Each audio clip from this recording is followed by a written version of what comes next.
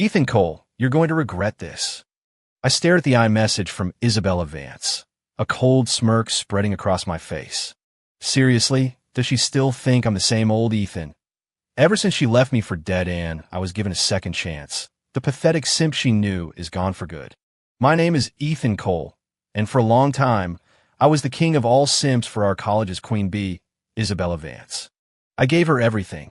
My student loan disbursements, my scholarship money, anything left after I'd set aside enough for instant ramen and cheap pizza went straight to her.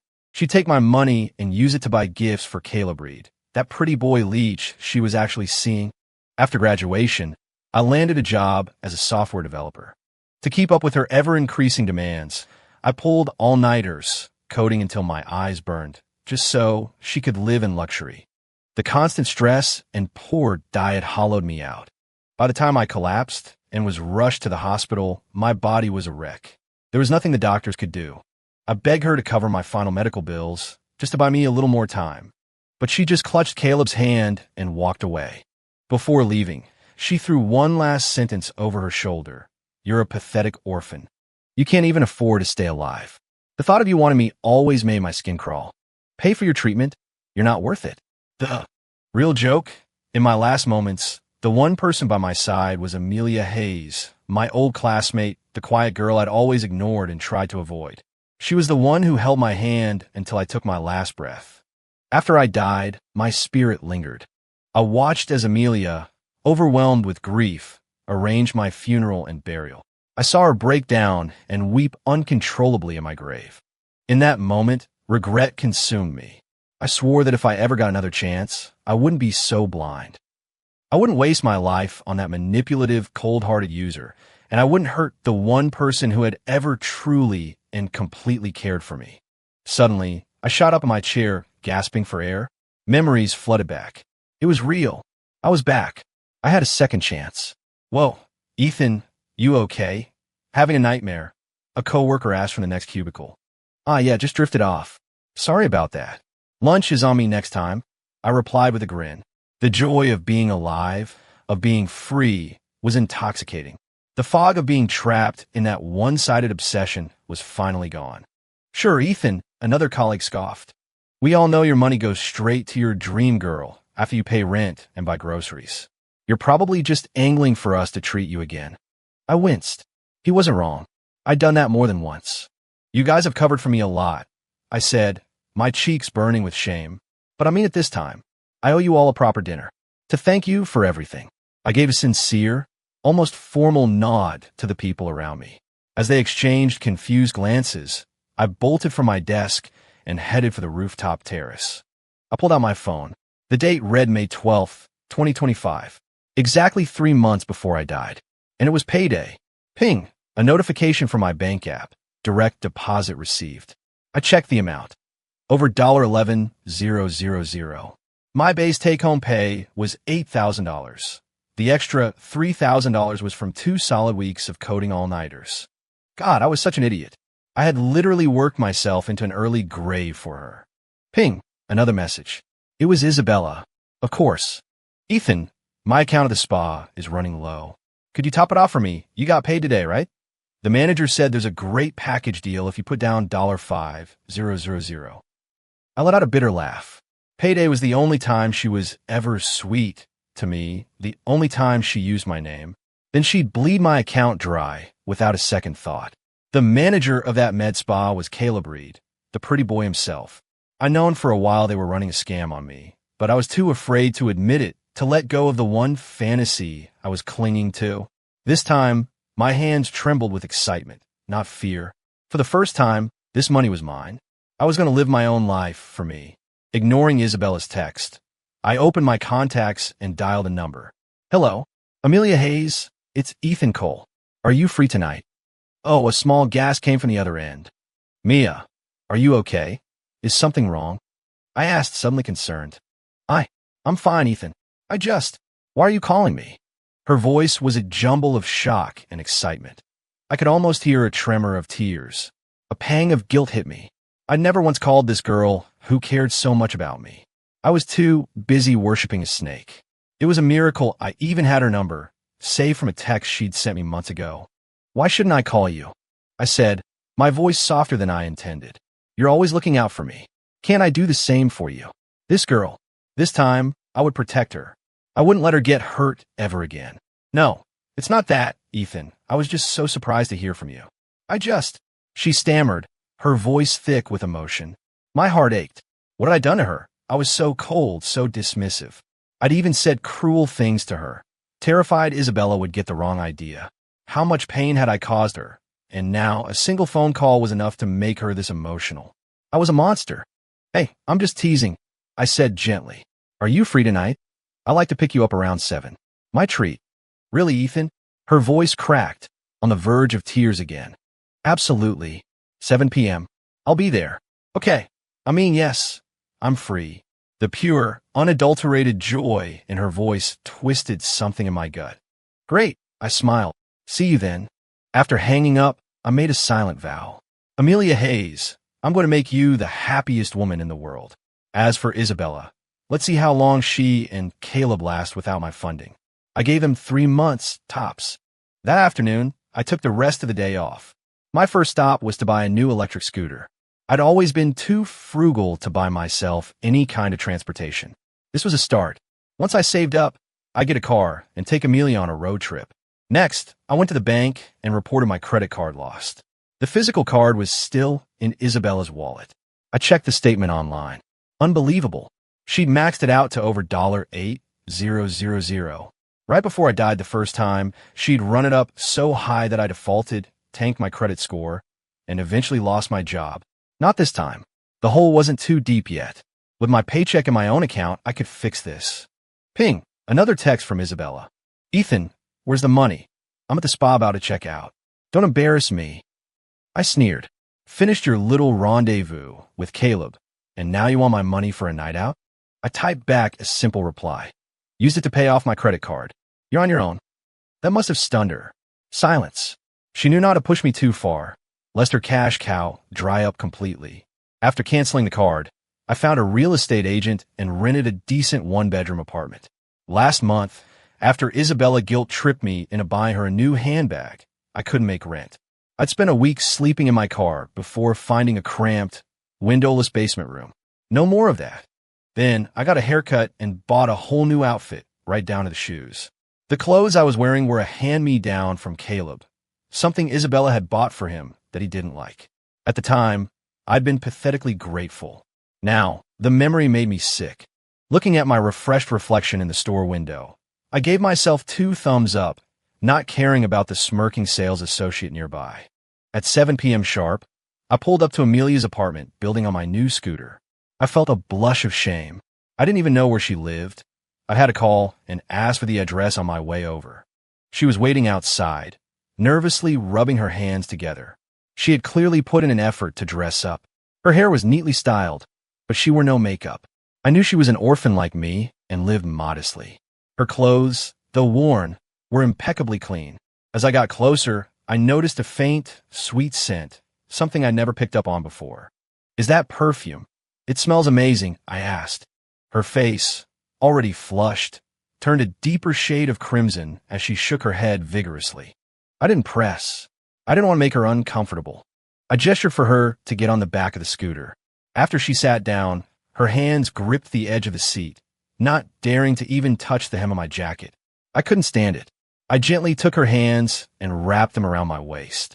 I could feel the heat of her cheek against my back, even through my jacket. Satisfied, I twisted the throttle, and we sped off toward the restaurant I'd booked. I'd been to this trendy downtown restaurant once before, tagging along when my coworkers took pity on me. The food was incredible.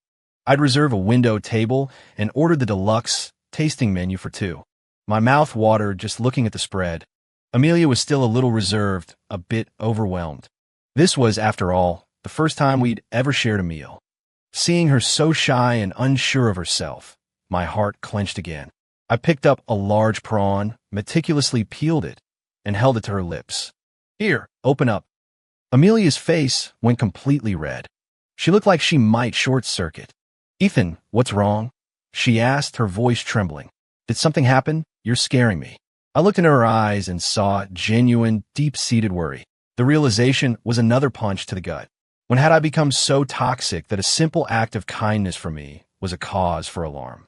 For Isabella, this kind of treatment was something she demanded, an expectation she felt I barely met. She'd probably sneer that only Caleb was worthy of feeding her. Nothing's wrong. Everything's right, I said, my voice full of a warmth I didn't know I possessed. I just realized today that my friend Mia is the kindest, most wonderful, and most beautiful woman in the world. I need to make sure nobody else snatches her up. A small laugh escaped her lips. I'm not that great, but I am so happy you asked me to dinner, she continued, her eyes crinkling into beautiful crescent moons. I wish every day could be like this. It will be, I said, looking her straight in the eye. For now on, I'll treat you this well every day. No, even better. My eyes were closed before, but now they're wide open. I won't miss a single thing. Her eyes, already shining, suddenly misted over. Big, fat tears began to roll down her cheeks like pearls from a broken string. I panicked, grabbing a napkin and clumsily trying to wipe them away. Hey, don't cry, I mean it. I swear if I'm lying, I'll.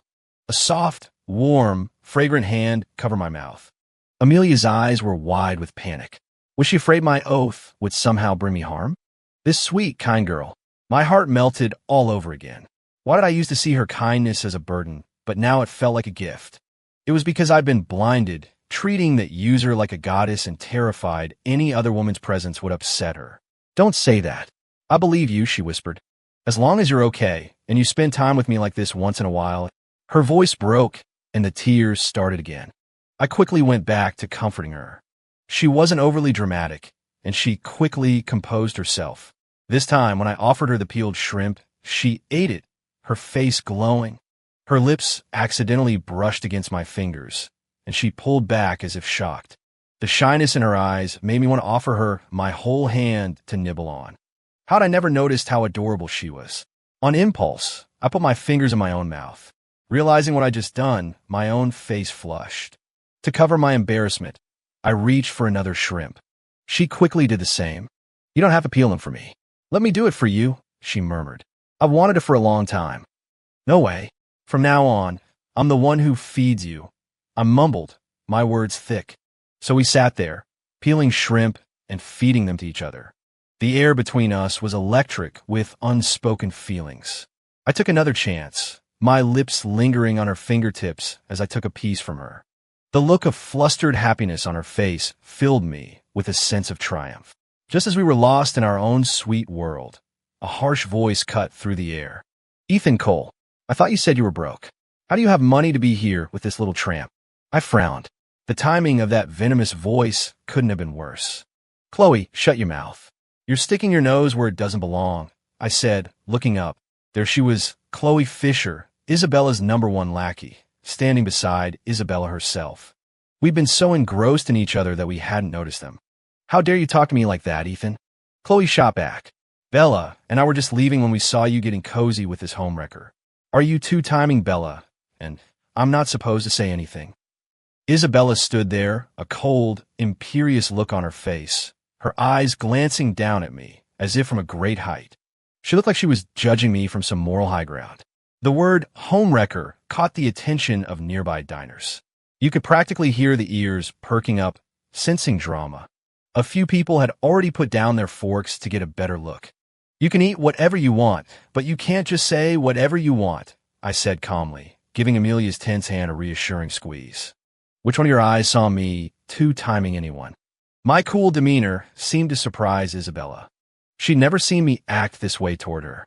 She didn't let faze her, though. Tilting her chin up, she spoke down to me. I'll give you one chance. Dump this slut right now and leave with me.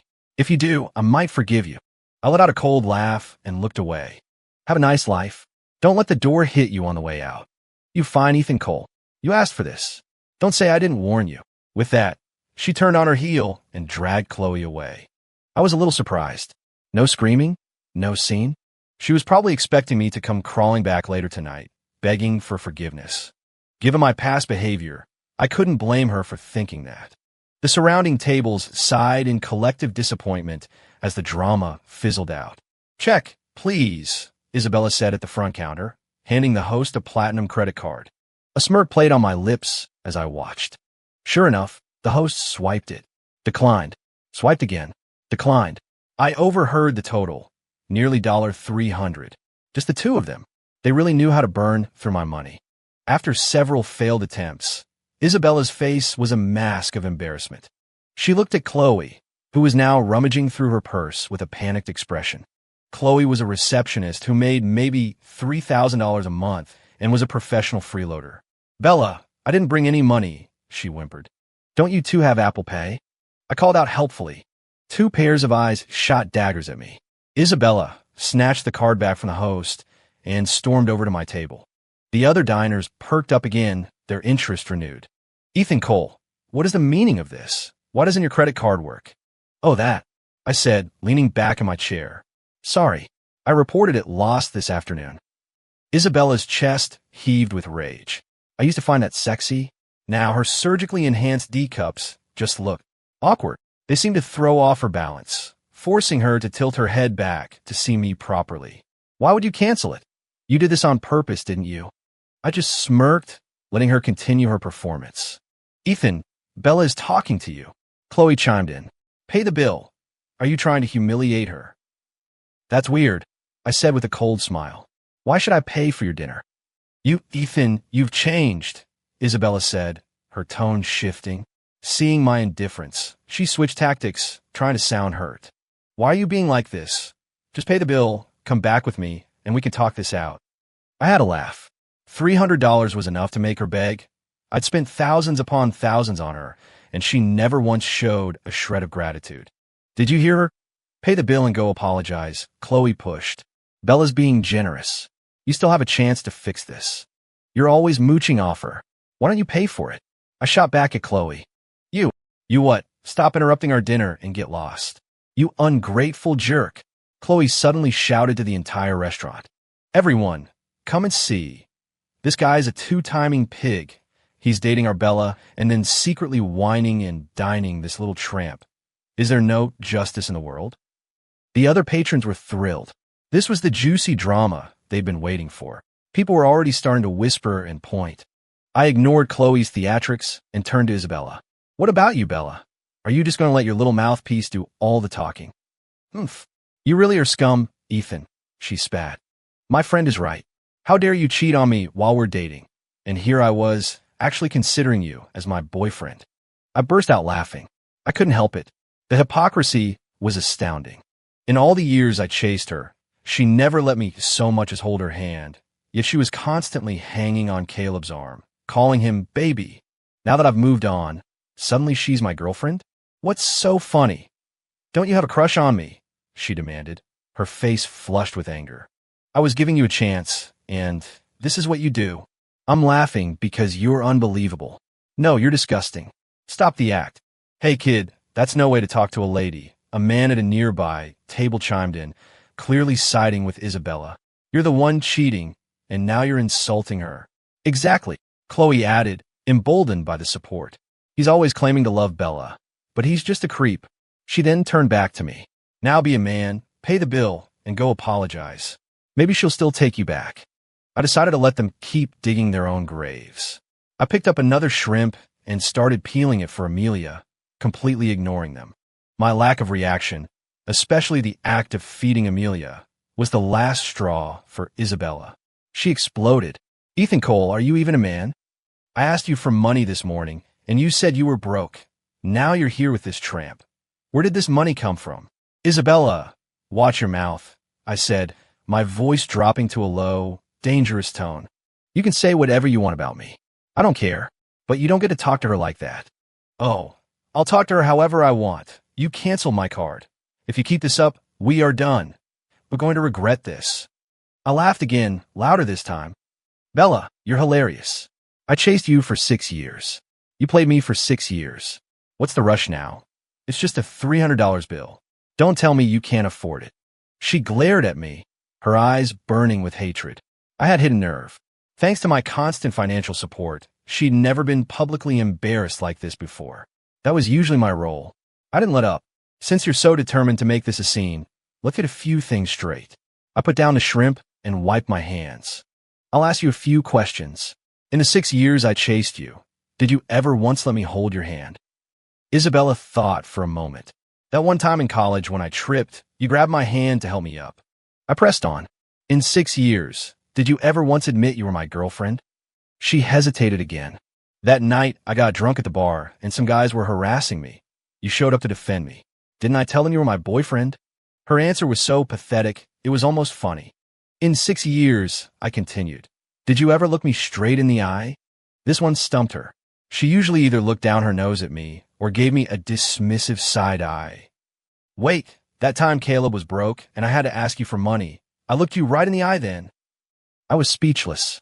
In 6 years, have I ever spent a single dime of your money? Silence. In 6 years, how much of my money have you spent? That finally triggered her true nature. I'm a woman. You were the one chasing me. Why should I spend money?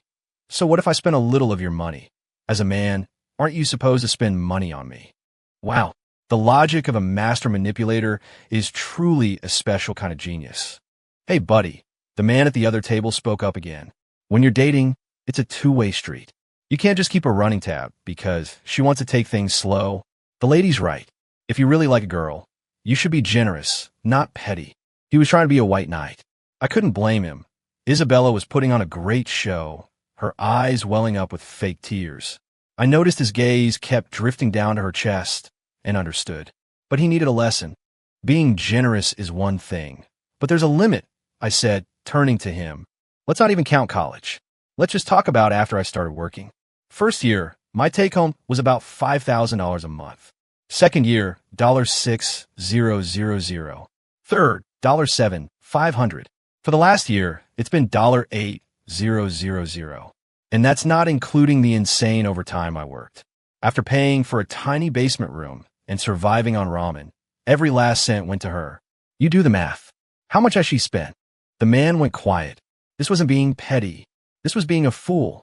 His eyes were clear now, the spell broken. Ethan, I can't believe you, Isabella said, seeing her support vanish. I thought of you as my boyfriend, and now you're nickel-and-diming me. I see you really don't want my forgiveness. I never even touched your hand. I treated you like a queen, and you treated me like an ATM. Worse, you cheated on me, so openly it was a public spectacle. What did you think I was, a plant? The more you cheat, the more money I produce. The crowd gasped at the word cheat. This was the real story. Isabella's face remained a mask of innocence. Don't you dare slander me. When did I ever cheat on you? If you don't take that back, I'll sue you for defamation. She wasn't going to back down. Fine. If she wanted to be humiliated, I was happy to oblige. That Aura Aesthetics Med Spa across town. Who owns that? Isn't it a joint venture between you, Isabella Vance, and that pretty boy, Caleb Reed? Her expression faltered for a second, but she recovered quickly. You think too much. Caleb and I are just business partners. He's got connections and ambition. Should I have opened a business with you? A coder? I was trying to make my own money so I wouldn't have to spend yours. According to you, just because you like me, I'm not allowed to have a professional relationship with any other man. I have a right to my own life. Damn, she was good. She twisted it from her cheating to me, infringing on her freedom. The crowd, which had started to turn against her, now looked at me with renewed suspicion. The White Knight saw his opening. Hey man, you can't be that insecure. Let a woman have her own ambitions. A man's heart should be big enough to hold his woman, and then the world. His grand statement earned him murmurs of approval. I even saw a girl from another table go over to ask for his number. But I wasn't done. I pulled out my phone and opened a hidden folder, one filled with secrets I had once refused to believe. I started scrolling, letting her see every post, every message. Dinner with my Caleb again tonight. He's so handsome. He's all mine. OMG, Caleb is so strong. He just lifted me up like I weigh nothing. Not going home tonight. Big night in with my man Caleb. Each post was a dagger. Caleb was a leech, too. She drained my accounts, and he drained hers. That med spa was built with my blood, sweat, and tears. It was their private clubhouse. Seeing it all now, I couldn't believe how stupid I had been. When I started playing the audio messages, Isabella completely lost it. She lunged, trying to grab my phone. Before I could even react, Amelia shot up from her seat, stepping in front of me and shoving Isabella back. What do you think you're doing? You want to fight? You've got one. Chloe saw Amelia get involved and squared up, ready to jump in. But Amelia, in one smooth motion, grabbed a beer bottle from an empty table, smashed it against the edge, and pointed the jagged end at them. Either of you takes one more step, and we'll see if this bottle agrees with you. Isabella and Chloe froze. Chloe was so terrified she stumbled backward and fell to the floor. I stared at Amelia, dumbfounded. This was the same gentle, quiet girl whose name literally meant gentle and soft. Where did this ferocious warrior come from? It was like watching a different person, and damn if it wasn't the most attractive thing I'd ever seen. The rest of the diners, now fully invested, were not about to let the show be interrupted. A few people stepped in to hold Isabella and Chloe back, gesturing for me to continue. Ethan, where did you get that? Were you spying on me? Did you hack my phone? Isabella shrieked, unable to reach me. Why would I want to look at your phone? The thought makes me sick. Just showing this much is disgusting enough. I would have deleted it all if I didn't need the proof. I'll sue you for distributing private and obscene material, she screamed. I was stunned by her audacity. She was going to sue me for showing things she created and posted. There's nothing obscene in any of this, I said calmly. But you might want to watch your tone. After a few more minutes of useless threats, they finally realized they had lost. Ethan Cole, Isabella snarled. Remember what you did here today. You will regret this. Isabella, let me make myself clear, I replied, standing up. I was a pathetic simp for you. I admit it. I was a fool. But that's over. From now on, we are strangers. You go your way, I'll go mine. Good luck. I added silently. Without my salary funding your lifestyle, let's see you and Caleb survive the next 3 months. Finally, she pulled a terrified Chloe to her feet and headed for the door. But the manager stepped in front of them. Excuse me, ladies. The bill? Or are you planning on dining and dashing? Isabella's face went white with rage. She furiously pulled out her phone to pay with Apple Pay, but her balance wasn't even enough to cover half of it. Humiliated, she had to wait as Chloe, equally mortified, transferred her the rest of the money to settle the bill. Before storming out, Isabella gave me one last venomous glare. You just wait, Ethan. As they disappeared, I sighed dramatically. Still can't look me in the eye, can she? After all that drama, neither Amelia nor I had much of an appetite left. We paid our bill and left. On the ride back, Amelia was quiet again, back to her gentle, soft-spoken self. I couldn't help but study her in the scooter's small mirror. She finally caught me looking. What are you staring at? Is there something on my face? I grinned, pulling up to a stoplight. Your face when you stood up for me back there was more beautiful than any flower. It was like watching a superhero. I never knew you had that in you. Her face flushed again. When they came at you, I just panicked. I was so scared they were going to hurt you, I didn't even think. Her vulnerability made me like her even more. Is this what it feels like to fall in love? Everything she does is perfect. You were incredible, I said, pantomiming her breaking the bottle. That was so badass. You even scared me a little. I grew up without parents, she said, her eyes distant. I was always getting picked on. One day I saw someone do that in a movie, and it looked so intimidating. The next time some kids cornered me, I was desperate, so I tried it. It worked. My heart ached for the little girl who had to learn to be tough to survive. I wanted to pull her into my arms right then and there. But years of being a simp had made me a coward. So you've done that before? I asked, trying to sound casual. She nodded sheepishly, then looked at me with worried eyes. Do you? Do you think I'm too violent? Does it bother you? No, absolutely not. I love it. I practically shouted. But you won't ever have to do that again. From now on, I'm here. No one is ever going to bully you again. Her eyes welled up, and I knew I had said the right thing. The rest of the ride was quiet. This time, when she got on, she wrapped her arms around my waist without me having to ask. It felt right. As we neared her apartment, she spoke, her voice soft against my back. You know, when Isabella showed up tonight, I was terrified. I thought you were going to push me away, just like you always did, and run after her. Because you've never, ever been this nice to me before. I was so afraid it was all a dream. I kept pinching myself. I even bit my tongue when I was eating, and it made me happy because the pain meant it was real. Her words were a whisper, but they hit me like a physical blow. I felt a damp spot forming on my jacket where her tears were falling. How many times had that exact scenario played out? How many times had I broken her heart to chase after a mirage? I'm sorry. I choked out, the words feeling utterly inadequate. It's okay, she said. You didn't go with her tonight. That makes everything I went through worth it. Isn't that what love is? Giving everything to the person you love, and in the end, they love you back. My own eyes burned. She had been a simp for me, just as I had been for Isabella. She had felt all the same pain, the same desperation, the same heartache. We were two sides of the same coin. Two damp matches in a box, finally dry enough to strike a flame. When we arrived, she got off and turned to leave. I couldn't let her go. I grabbed her hand, so soft, so warm, and pulled her into a hug. I held her tight, burying my face in her hair, breathing in that sweet scent. She finally pushed me away, breathless. With one last look back, she walked toward her building. Right before she disappeared inside, she spun around and called out, a playful grin on her face. You know, I'm actually a really good fighter.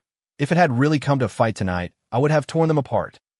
She stuck her tongue out, laughed, and vanished into the building.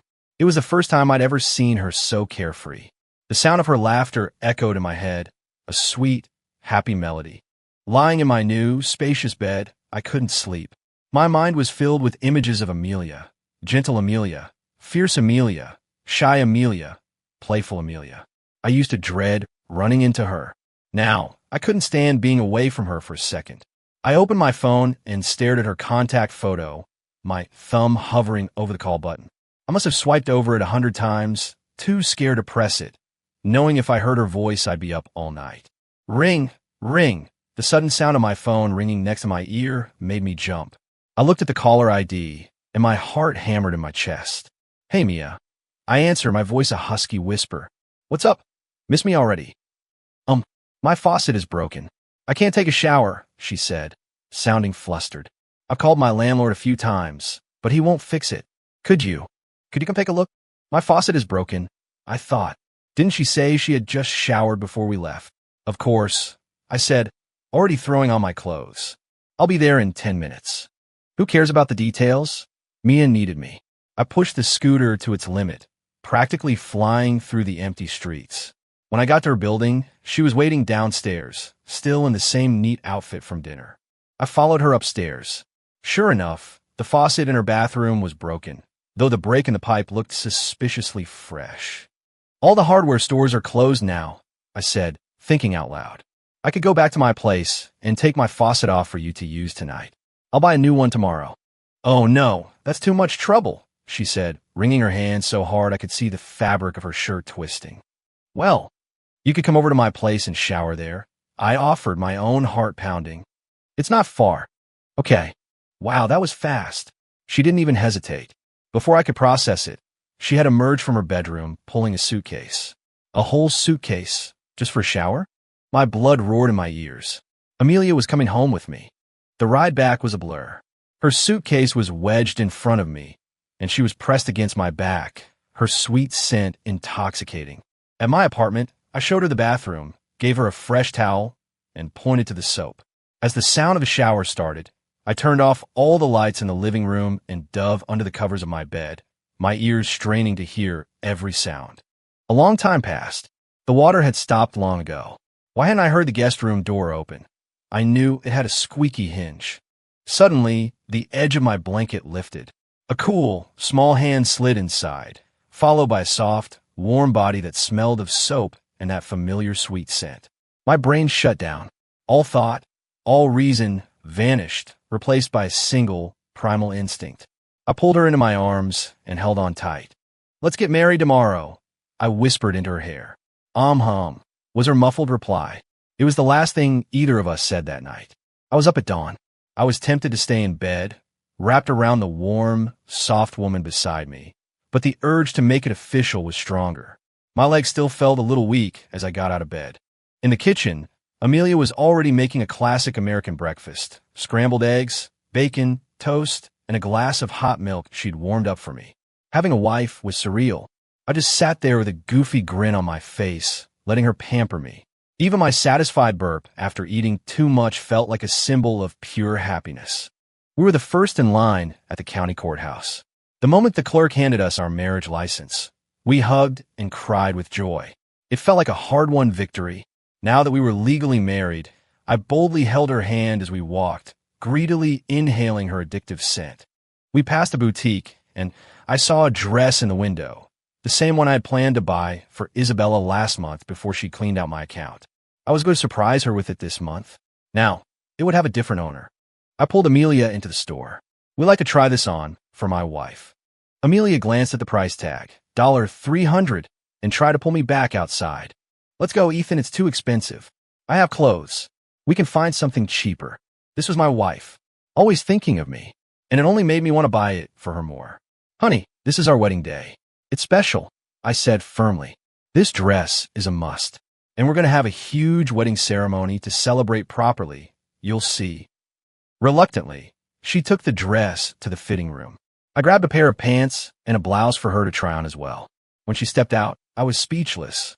Was this the same girl? In her usual simple clothes, she was a pretty girl-next-door type. But in this outfit, she was transformed. She looked like a goddess, elegant and unattainable. Her figure, which had been hidden under modest clothing, was now accentuated. She was stunning. I realized I'd been so nervous last night, I hadn't even noticed how perfect her body was. Seeing my dumbstruck expression, she blushed and turned to go change. It's too expensive, she mumbled again. I grabbed her hand. We'll take it, I told the sales associate, tearing the price tag off before she could protest further.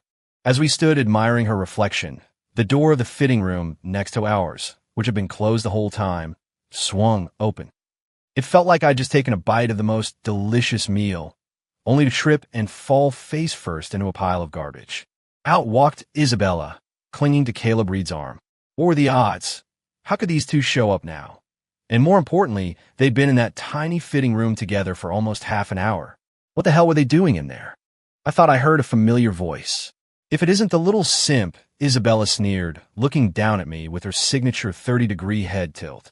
Well, if it isn't the green-eyed monster, I retorted playfully. Did you get stuck in a door? Your eyelids look swollen.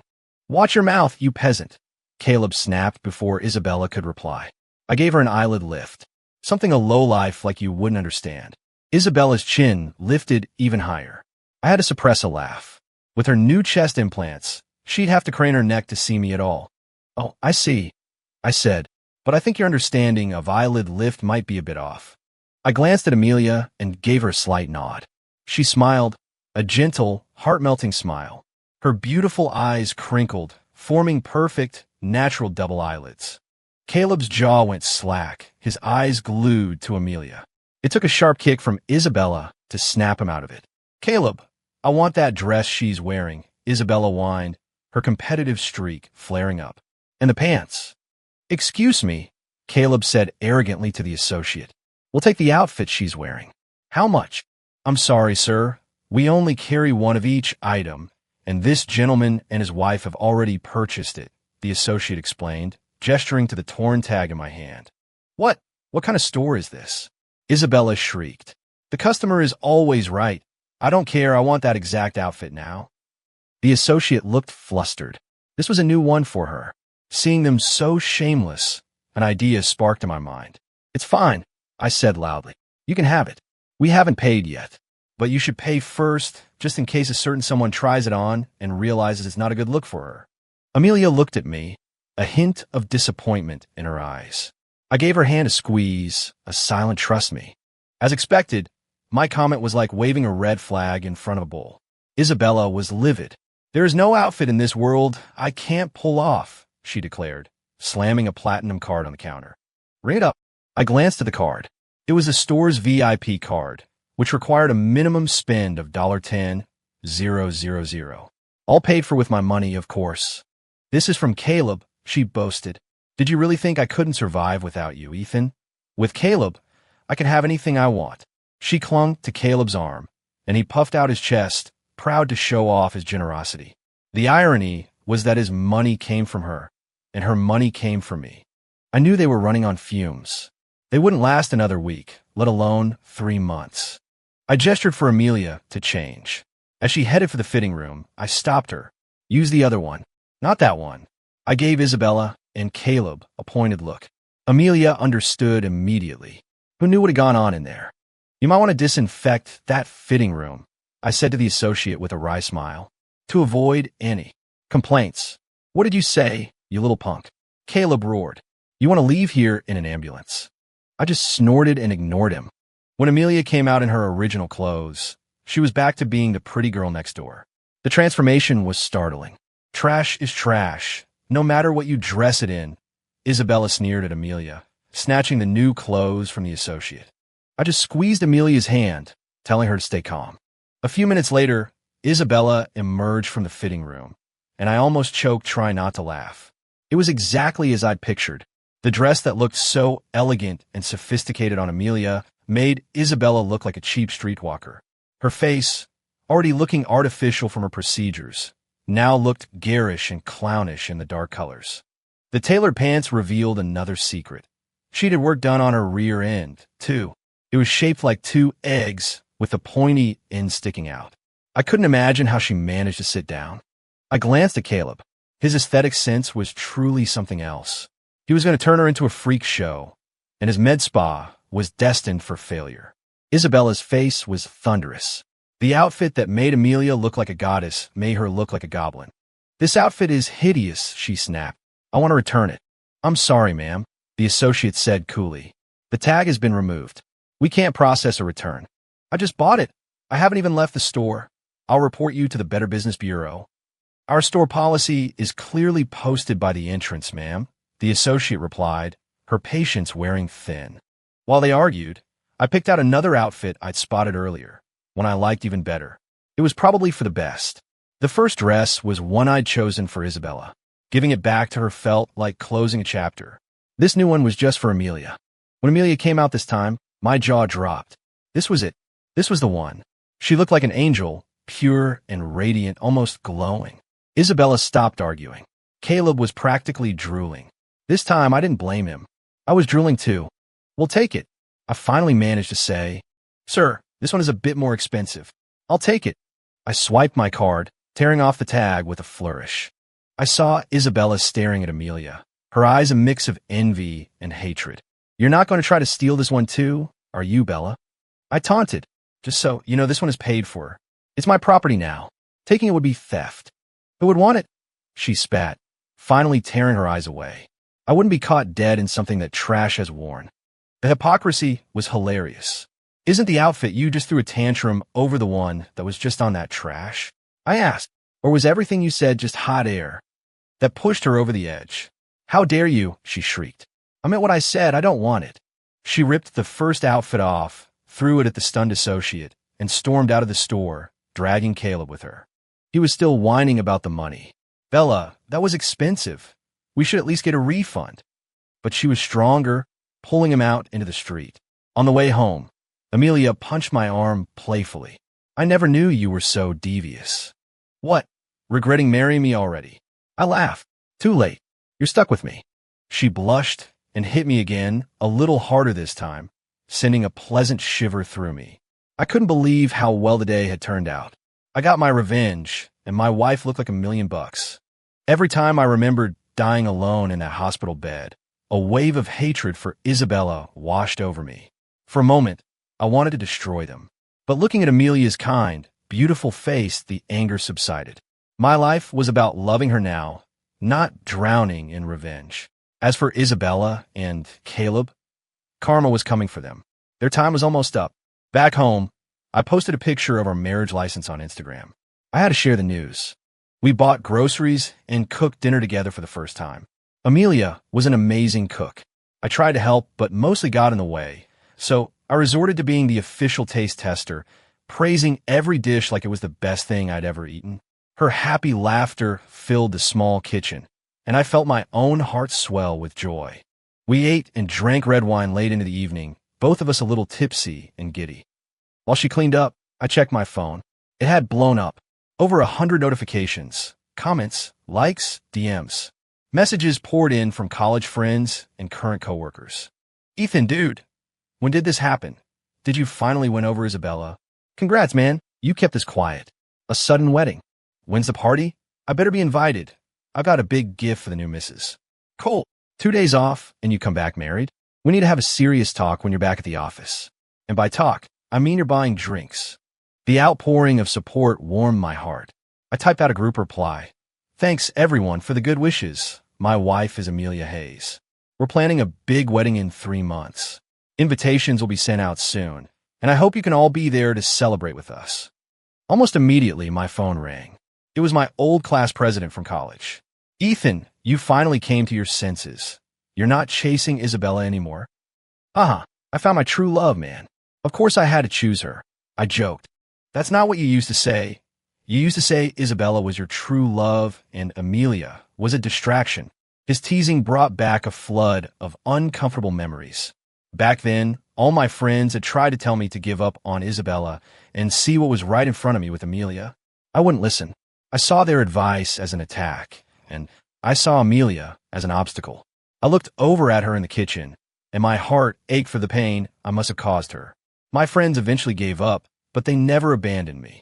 They were the ones who made sure I had food to eat when Isabella had drained my bank account. Well, we're all thrilled for you and Amelia, the president said, his tone turning serious. Listen, I'm organizing class reunion this Saturday. A lot of people have already RSVP'd. You missed the last few. It would be great to see you there. The guilt hit me again. I had let my obsession isolate me from people who genuinely cared. I'll be there, I said without hesitation. Awesome. Bring Mia with you. We can't wait to see you guys. We'll be there. After we hung up, the wine and the day's emotions started to hit me. I watched Amelia, now in a loose-fitting nightgown, getting ready for a shower. The sight of her silhouette was like a potent drug to a man who had just discovered its effects. I kicked off my shoes, stripped off my clothes, and walked toward her with a goofy, drunken smile. What are you doing, you big goof? I haven't showered yet. I know. Me neither. I'll wash your back. I don't need help. It's not help. It's a professional massage service. Tonight's special. It's free. The next morning, I stretched, feeling more refreshed than I had in years. The weight that had been crushing me was gone, replaced by the lightness of love. Amelia was still asleep in my arms, exhausted from our late-night activities. I kissed her forehead and quietly got up. It was Friday, and I had to go into the office to wrap a few things up. When I came out of the bathroom, breakfast was already waiting: 2 fried eggs, a glass of milk, and a couple of heated croissants. I devoured it, lavishing her with praise. She just laughed, pointing out that the croissants were from package. At work, I was met with a chorus of congratulations and good-natured teasing about my simp years. I took it all in stride, genuinely happy to reconnect with everyone. I promised to take them all out for that celebratory dinner the following Friday. I left work early and rode my scooter to Amelia's office to pick her up.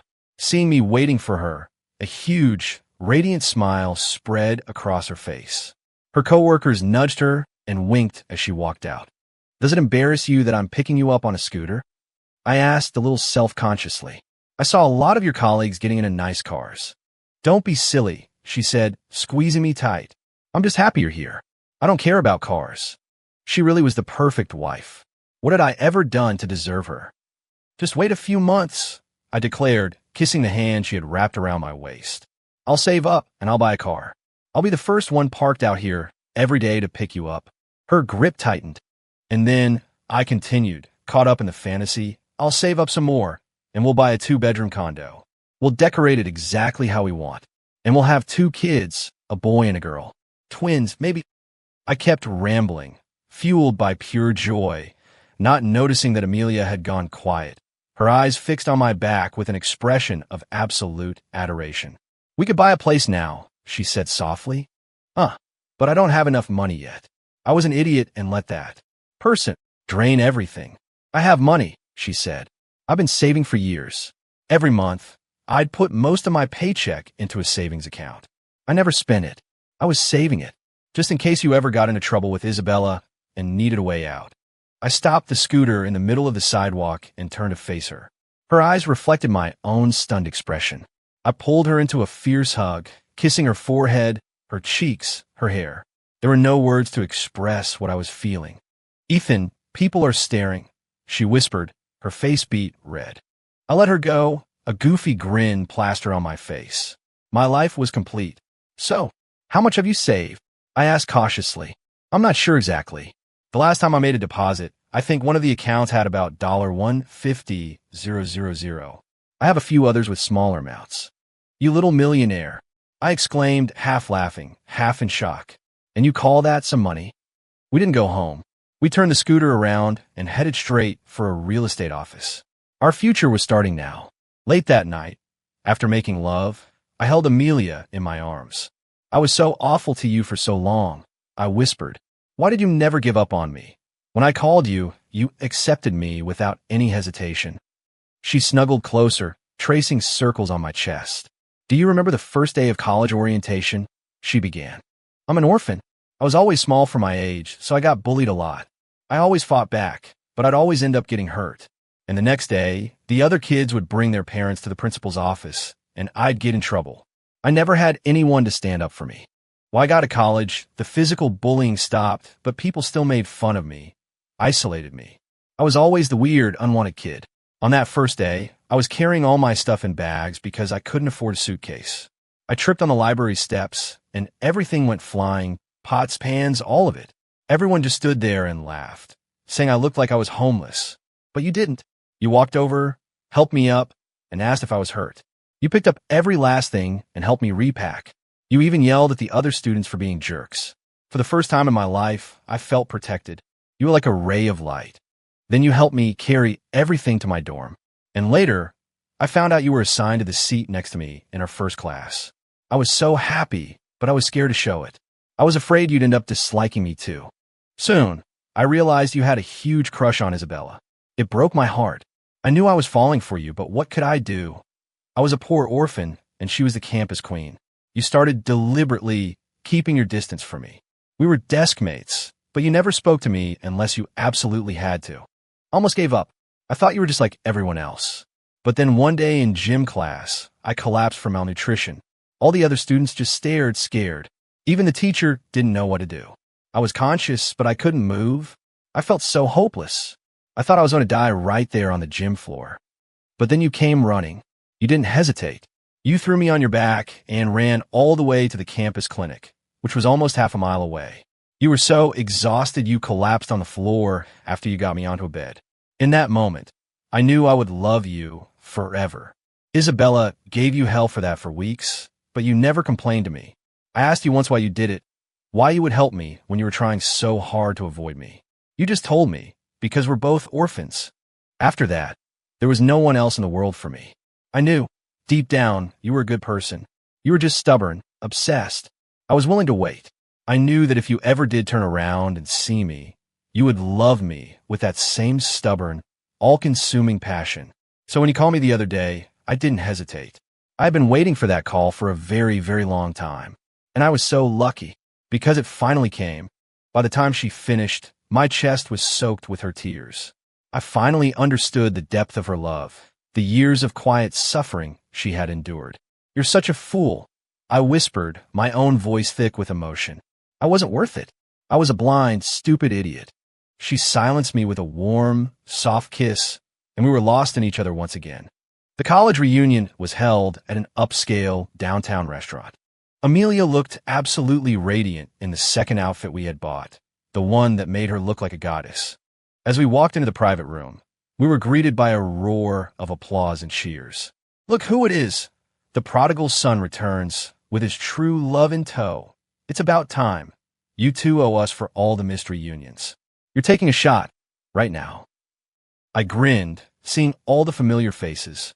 I took the glass of whiskey my old class president handed me and downed it in one go. Sorry, everyone. I promise I won't miss another one. Tonight, nobody goes home sober. The president then offered a glass to Amelia, a move to intercept it. She's not a big drinker. I'll take hers. What? Is she pregnant already? He teased. Before I could answer, Amelia took the glass. I'll drink it, she said, her voice clear and steady. Thank you all for looking out for Ethan back then. I know you all try to talk some sense into him for my sake, and I've never forgotten it. Cheers. She drank the whole glass. The room erupted in cheers again. All right, lovebirds, the president announced, pouring 2 more glasses. We'll save the wedding speeches for the wedding, but you have to do a cross-arm toast for us right now. We need to be official witnesses. Amid chants of toast, toast, toast, we linked arms and drank, Amelia's face turning a beautiful shade of pink. Mia, I never realized how gorgeous you were. One of our old classmates exclaimed. You dress up nice. You're a straight-up supermodel. Dude, I know, right? Another one chimed in. If I'd known, I would have given Ethan a run for his money back in the day. Just as the party was getting into full swing, the door opened again. 18 inches walked Isabella, clinging to Caleb's arm, with Chloe trailing behind them like a shadow. The room fell silent. Everyone knew the history. I almost choked on my drink. Isabella was wearing the first outfit, the one she'd thrown a tantrum over, paid for, and then discarded. She must have gone back for it. The desperation was almost sad, and in the past 2 days, she'd had a nose job. It was still swollen and bruised, making her look bizarre and distorted. Ethan, what are you doing here? She snapped, clearly annoyed. She hadn't expected me to show up. It's a class reunion. Why would I be here? I said, pulling Amelia closer. Besides, I couldn't miss the chance to see her. New look. Isabella's face flushed with anger. Caleb stepped forward. I thought I heard a party, but it's just you two losers putting on a show. He guided Isabella to the only empty seats, far away from everyone else. Caleb, you should really brush your teeth before you open your mouth. I shot back. The smell is ruining my appetite. You've got a lot of nerve, Ethan, Chloe piped up. You threw away a diamond like Bella for this. Luckily, Caleb knows her true worth. You'll be sorry. Caleb, did you bring your dog to a restaurant? I asked innocently. The barking is very disruptive. Chloe looked like she was about to explode, but Isabella held her back. The class president, seeing things were about to get ugly, stood up. All right, everyone, we're all here to have a good time. Let's raise a glass. We all drank, and the tension eased slightly. Caleb, baby, my nose is still healing. I can't drink. Will you drink for me? Isabella cooed, putting on a show. Caleb, ever the performer, patted her surgically enhanced butt and downed her drink. The gesture was so trashy that several people visibly cringed. This beer is terrible, Caleb announced loudly. Bella, go get that case of wine from my car. Let's have something decent. My treat. Caleb, that's that expensive French stuff. $1,000 a bottle. Are you sure? Isabella asked, her voice dripping with false modesty. Of course, anything for my old friends, he said with a smug grin. Wow, Caleb, you must be doing well, a classmate commented. He just landed a few huge clients for his med spa. Isabella boasted on her way out the door. One of them just paid him $80,000 today.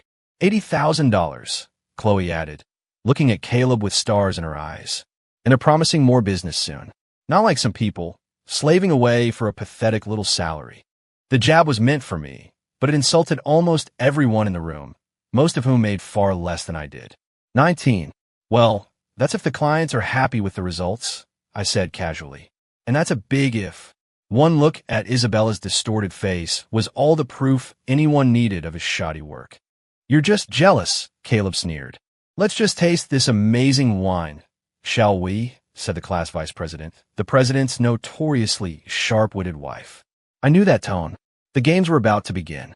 The wine was brought in, a full case of expensive Cabernet Sauvignon. Damn, Caleb, you got a portion now, too? The president said, helping to open the bottles. You're really moving up in the world. Of course, Caleb preened. Any of you want any work done, come to my clinic. I'll give you a 20% friends and family discount. Everyone laughed politely. No one in their right mind would let that man near their face with a scalpel. All right, everyone, bottoms up, the vice president declared, raising her glass. A toast to our generous host, Caleb. Everyone drank. I discreetly took Amelia's glass and finished it for her. Caleb, however, had a problem. After downing his own glass, he was faced with 2 full glasses from Isabella and Chloe, who were both looking at him expectantly. They were so busy competing for his attention that they were oblivious to the trap being set. With a pained expression, Caleb choked down both of their glasses. He was visibly struggling, but the vice president showed no mercy. Caleb, this one case isn't going to be enough for all of us, she said sweetly. Don't you have any more in that fancy car of yours? Caleb finally realized he was being played, but he was too proud to back down. No, but I can order some more from the restaurant, he slurred. Oh no, we can't mix wines, she insisted. But I think the restaurant sells this exact vintage. Why don't you just order a few more cases? He was sweating now. The wine in his car was from a client who couldn't pay his bill. Buying more at restaurant prices would cost a fortune. But his ego was on the line. Fine, he mumbled. I'll buy 2 more cases. But let's pace ourselves, okay? 20. As the new wine was being brought in, everyone started eating, building a base for the alcohol to come. Everyone except Caleb, Isabella, and Chloe, who were too busy with their psychodrama. I even saw Caleb, thinking he was being subtle, sliding his hand up Chloe's thigh under the table. The wine was poured. The vice president stood up again. A toast of friendship, to old friends and new beginnings. Again, everyone drank. And again, Caleb was faced with 3 full glasses. He was so drunk he could barely stand. As the 3rd glass was being poured for the next round, the sound of the wine splashing into the glass was too much for him. He doubled over and vomited all over the floor. The smell was overwhelming. Chloe was the first to gag and run out of the room, followed closely by Isabella. The rest of us quickly evacuated, leaving Caleb alone in a puddle of his own sick. As we were standing in the hallway, Amelia cried out in pain. I looked over and saw that as Isabella and Chloe had rushed past, they had both deliberately stepped on her foot. My blood boiled. Are you two blind? You just stomped on my wife's foot. It's her own fault for being in the way, Isabella sneered. I was about to lunge at her, but Amelia stopped me. She stepped forward, her voice dangerously calm. Running away, Isabella. Aren't you going to take care of your precious Caleb? You shut your mouth, you bitch. Isabella spat. You're just jealous because Caleb is 10 times the man Ethan will ever be. Jealous? Of what? You getting excited over that $80,000. Be careful you don't count your chickens before they hatch. Don't you put that bad luck on me, you cursed tramp. If I hear one more curse word come out of your mouth, I will personally teach you how to brush your teeth, Amelia warned. I'll say what I want, Isabella shrieked, her voice reaching a hysterical pitch. You're a nobody. Your husband is an orphan, and you're an orphan, a couple of unwanted freaks born from Iraq. The insult was so vile that several of our classmates gasped and started to step forward. 21. But Amelia was faster. In a blur of motion, she slapped Isabella across the face, grabbed her hair, and spun her around, sending her crashing to the floor. Chloe opened her mouth to scream, but Amelia was already on her, driving a knee into her stomach. Chloe crumpled to the ground, gasping for air. Amelia wasn't done. She disappeared into the nearby restroom and emerged a second later holding a toilet brush. She grabbed a fistful of Isabella's hair, who was now bleeding from the nose, and scrubbed her mouth violently with the brush. She then did the same to the whimpering Chloe. There, she said, tossing the brush aside. I told you I'd teach you how to clean your mouth. We all stood there, stunned into silence. I finally understood what she'd meant that night. I'm actually a really good fighter. I would have torn them apart. She wasn't kidding. You're insane. Isabella sobbed. I'm calling the police. Go ahead, I said coldly. And while they're here, we can talk about the hundreds of thousands of dollars you've scammed from me over the years. I have bank records for every single transfer. Isabella's mouth snapped shut, but her eyes promised murder. The sheer, unadulterated arrogance, even now, was breathtaking. I decided it was time for the final blow. You know all those pictures and videos I showed you at the restaurant, Bella? Her eyes flickered. I turned and gave Chloe a sinister smile. She looked terrified. You should thank your best friend for those. She's the one who sent them to me. You're lying. You're trying to turn us against each other. I pulled out my phone and showed her the chat history. Every time you and I had a fight, your best friend would message me, trying to take your place. She's the one who gave me all the dirt on you and Caleb. She's just as shameless as you are. Don't listen to him. Chloe screamed, launching herself at me. My amazing wife intercepted her with a swift kick that sent her sprawling. Isabella was staring at Chloe, her expression a mixture of disbelief and pure, venomous hatred. Chloe, you backstabbing bitch. That's why Caleb has been so distant lately. You've been sleeping with him, haven't you? The two of them descended into a screaming, scratching, hair-pulling brawl. In the chaos, something bizarre happened. After a particularly vicious blow from Chloe, one of Isabella's chest implants seemed to deflate and shift. A moment later, 2 round lumps appeared on her abdomen. But implants had also migrated moving from her rear to her hips, making her look like she had 2 watermelons stuffed in her pockets. "Honey," I whispered to Amelia, "I'm so glad you didn't hit her chest." Suddenly, the sound of sirens filled the air. Police officers swarmed into the restaurant. "Who is Caleb Reed?" one of them demanded. We all pointed to the private room. The officers rushed in, and a moment later, emerged with Caleb in handcuffs. "Who is Isabella Vance?" We pointed to the deformed, sobbing woman on the floor. The police had to compare her to a photo to confirm her identity before cuffing her as well. An officer explained the situation to us. Caleb Reed and Isabella Vance are under arrest for practicing medicine without a license. Their med spa performed illegal cosmetic procedures that have resulted in multiple infections and severe complications. Ms. Vance is also being investigated for multiple counts of loan fraud. Chloe was arrested for assault. It was a shocking, dramatic end to a truly unforgettable reunion. On the way home, I was quiet. "What's wrong, honey?" Amelia asked, concerned. "Nothing," I said, smiling and stroking her cheek. "Just processing. Seeing them get arrested like that. It's a lot." "You should be happy," she said, a playful glint in her eye. "Unless you still have feelings for her." I laughed. I used to think she was a princess who needed to be protected. Now I see she was just a parasite. Without me to feed on, she was nothing. And Caleb was just the leech that fed on her. What happened tonight was inevitable. I just didn't think it would happen so soon. The streets were quiet. I pulled Amelia close, my incredible, fierce, loving wife. This was real. This was the happiness I had almost died without ever knowing. A few days later, my class president called with an update. Caleb was sentenced to 7 years in prison for illegal medical practice and assault. It turned out he had secretly taken out massive loans in Isabella's name, funneling the money out of the business. And Chloe was his true partner in crime all along. They had planned to scam Isabella from start. Isabella's life was ruined. The black market implants Caleb had used had ruptured during the fight, causing severe complications.